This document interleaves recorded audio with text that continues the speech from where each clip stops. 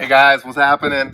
Just want to give you guys a quick shout out. We're doing something really exciting today. We are going and picking up something that we've wanted since we moved here to the Wilmington area. And for those of you that aren't familiar with the Wilmington area, it's a huge beach community. So what we've wanted for the longest time is a beach truck, something that we can just kind of go out, beat up, not worry about. We don't want to pay a ton of money. We're a family, so we need the seating, so it can't be a single cab truck. So there were some limitations to it, and we didn't want to spend a ton of money. That was probably the biggest thing that we were worried about. So those of you that aren't familiar with the area, let's just kind of get into that. So there are a couple beaches here that actually allow vehicular traffic on the beach, so you can actually drive your truck, your 4x truck, out onto the sand, which is unheard of from where I'm from, which is California. And I thought it was the coolest thing when we first got here. And we drove out. So they have two local spots close to Wilmington that you can drive out on the sand, no problems. The first one is privately owned. It's called Freeman Park. Locals call it the North End. It's in Carolina Beach.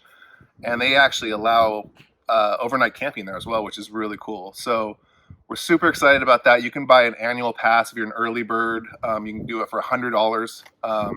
$200 annual pass is what's normally allowed, and that's after January 1st, I believe, is the cutoff date. They do ding you a little bit heavily for just a day pass for a visitor. I believe those fees are somewhere around $40 to $60 for a day pass, so way better off doing the annual pass if you're going to go more than once or twice. And then there's the South End, and that's actually a state park. It's called Fort Fisher State Park, and everybody calls it the South End, and that allows vehicular traffic as well. It's not privately owned. It's a state park. It's a little bit cheaper. It's $90 for an annual pass, and I think it's around $30 for weekday passes and $40 for weekend passes. So still a little bit pricey, but if you're considering the difference of actually sitting there and having to pay metered parking during the summertime and you're there all day, that's still a great deal. So something we've been super excited about. Done a lot of research. Like I said, we've been thinking about doing this for a long time. Done a lot of research on different vehicles, but what it ultimately came down to is we needed the seating, we needed 4x, we needed some clearance because obviously we're going to be driving out onto the beach. We don't want to get stuck. And really, the biggest thing is price. Like there, you go out there, and it's kind of a Jeep show out there. It's crazy to watch. People have $70,000 Jeeps out there with all the mods. Really cool to see, and all the beautiful like vintage Broncos and Scouts and all that stuff. So it's really cool to see, but not in our budget. Not at this point. Maybe someday. I don't think I'd even want to drive something like that out on the beach, anyways. That seems like something that's going to stay kind of garaged, but we wanted a 4x that would go beat up, not worry about getting salty sand in the undercarriage, which obviously is going to eat up the body anyways. So what we came upon the other day was a Jeep Commander, 2006 Jeep Commander 4x4, 4.7 liter V8 engine, not currently running. So it could be almost anything. The owner said this was daily driver up to like 3 months ago. 4x4 worked great. His daughter basically, it stopped turning over. It stopped starting. She parked it on the side of his house and has left it there ever since and bought a new Wrangler and moved on from it. So he wants it out of his sight, away from his house, which I totally understand. So today we are meeting the tow truck driver down in Supply, which is about a 45 to an hour drive or so south from here. Towards the South Carolina border, and we're towing it back home, and I have the hopes that I can get this thing figured out and started. He says it's in fairly good shape. It's $700. Figure worst case scenario. I can always, if I can't figure it out, it's worth $700 probably to a junkyard. And if it needs a whole new engine, that's $2,000. The blue book on these that I've been looking around at looks like $6,000 or $7,000 for this car, as long as it's not completely destroyed, which I don't think it is from the pictures. It looks like it's been sitting there for a while, covered in kind of green moss. So without further ado, let's go hit the road. We have about a 45-minute drive. We're going to go meet the tow truck. We got a rollback showing up to bring it back up to Wilmington. and I'm hoping it's what I think it is, because we're really excited about finally having a beach car.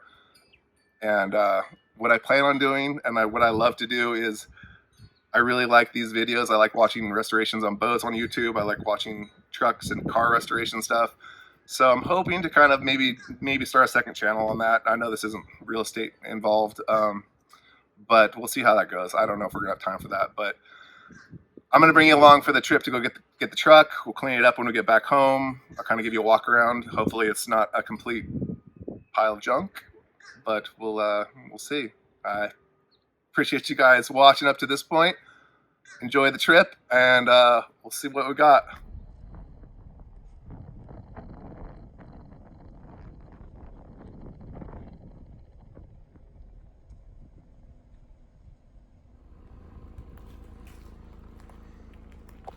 So this is it. $700 Jeep.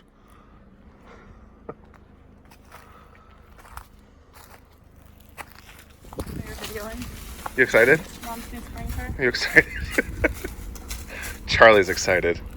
Huh, Char? I'm not excited. Dang it. I am not excited. Well, I'm excited. I am not.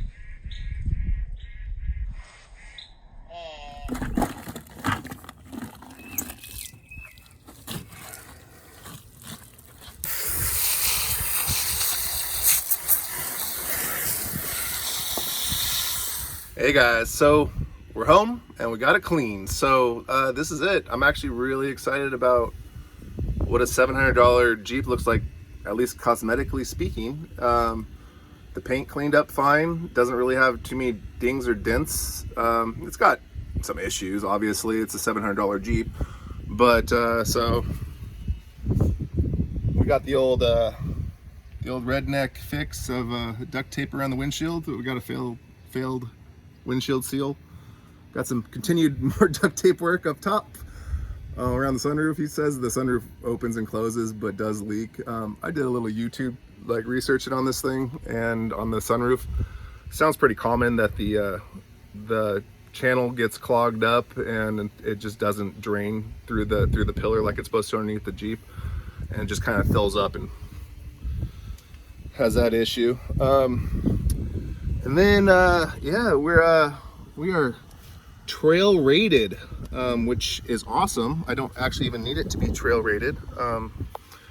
I would be perfectly happy if this thing would go down the beach, 200 yards. So it's definitely a grocery getter. I mean, it's not it's big, it's large. So it's definitely a grocery getter. I mean, there's no way around it. That's kind of what it is. It's not, I wouldn't say like a Wrangler or something that's super capable, but it's got the third row, which is awesome for our needs.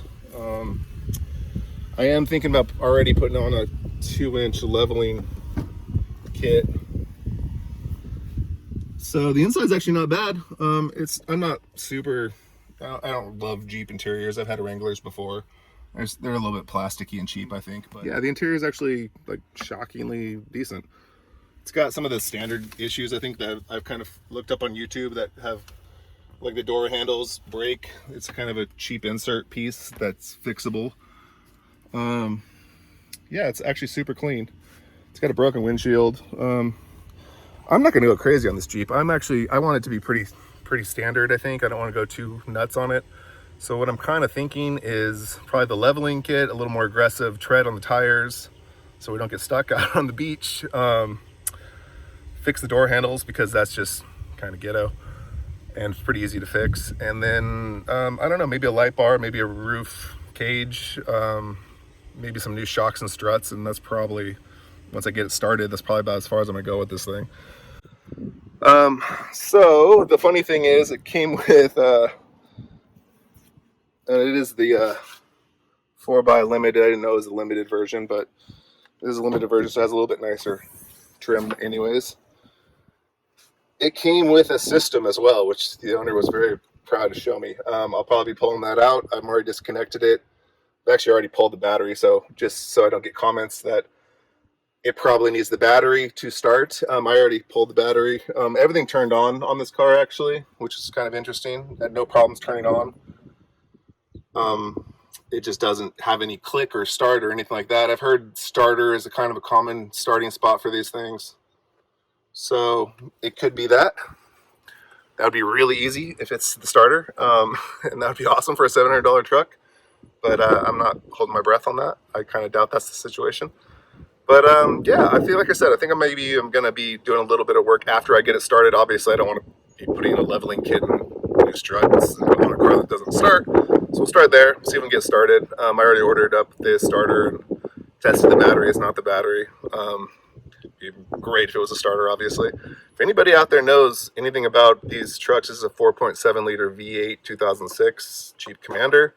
If anybody knows a little bit about these things, or like common problems, I would love if you made comments or messaged me personally. Let me know what your experiences and knowledge might be on that, because I'm going to probably have to go get something to go ahead and plug into the computer and start getting the code readings if it's not the starter or the alternator. So past that, it might be the ignition, could be all kinds of things. So this will be a fun little project, I think. And if I can get it started, it'll be a cheap little project, which is kind of cool. But yeah, it's a clean Jeep actually for $700. Like I said, seems like a calculated gamble. Anyways, I figure parts to a scrapyard is probably worth at least $500 or $600. So worst case scenario, I put a couple parts on it and then have to sell it to a scrapyard or something. But hate to do that for this car. It's actually in pretty good shape. I'd love to be able to give it a new life, at least as a utilitarian, like family Wagoneer, I guess is what I would call it. But yeah, like I'd love some comments on this. Love to hear if you guys want to see some more videos on the fixes. I like those kind of videos on YouTube. It's what I like to watch a lot of times. Like I said, if I do that, I'll be making a new channel. Obviously it's not real estate related, but I appreciate you guys watching this whole thing. It was a much longer day than I was expecting.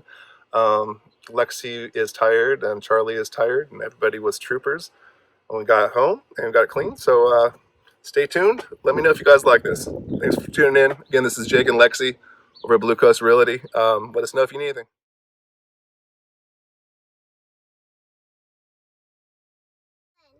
What do you think about the new beach car? It's too big. I don't like it. It's too what? Big. I don't like it. Really? Okay, well, there you have it. Because it's too dirty. It is very dirty. That's true. That's why I don't like it. Yeah, it's pretty dirty. You're right. You think Dad can get it started? Yeah. You do? Yeah. We'll see.